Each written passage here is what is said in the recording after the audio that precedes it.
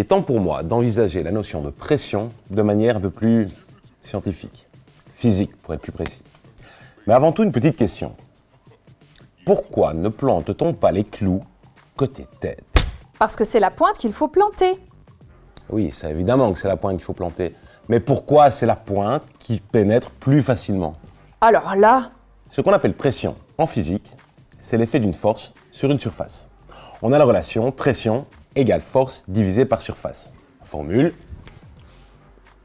P égale F sur S. Si F est exprimé en newton et S en mètres carrés, la pression sera exprimée en newton par mètre carré. Unité qu'on peut aussi appeler Pascal, en hommage à un vieux penseur du XVIIe siècle. minute papillon, tu peux donner un exemple? Un exemple. Considérons cette bouteille d'eau. 1,5 litre, soit 15 newtons. Son bouchon a un diamètre de 3 cm, ce qui fait une surface d'à peu près 7 cm².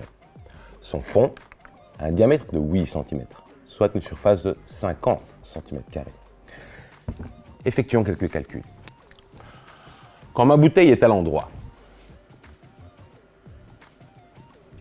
ma force est de 15 newtons, ma surface 50 cm², soit 0,005 mètres carrés.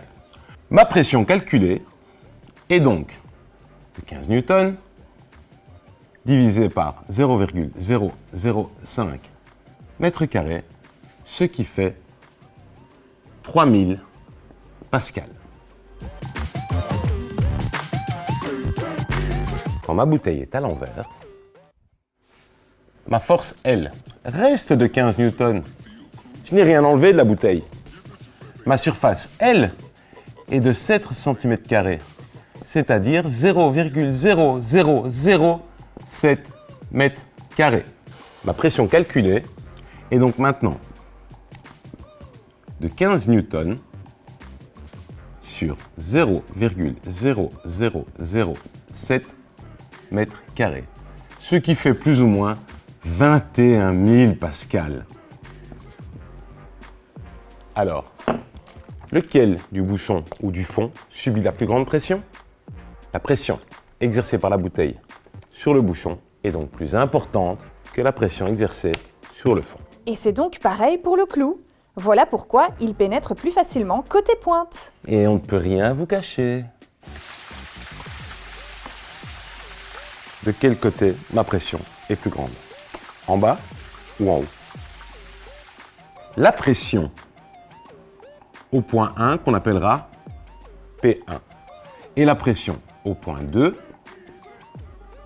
qu'on appellera évidemment P2 ne sont pas les mêmes. Pourquoi? Tout simplement parce que au point 1, toute cette colonne d'eau pèse bien plus lourd qu'au point 2 qui a cette toute petite colonne. Comme la force au point 1 est supérieure à la force au point 2, pour une même surface, on en conclut que la pression au point 1 est supérieure à la pression au point 2. Ai-je répondu à votre question? Voix off. C'était parfait. À la prochaine.